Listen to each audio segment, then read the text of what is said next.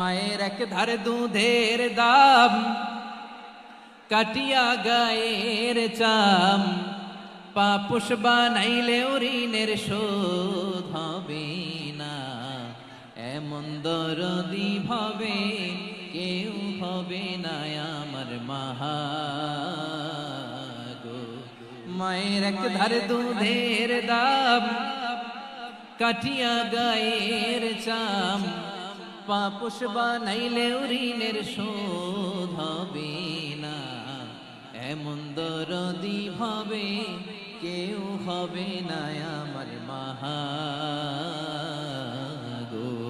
ঠিক কিনা?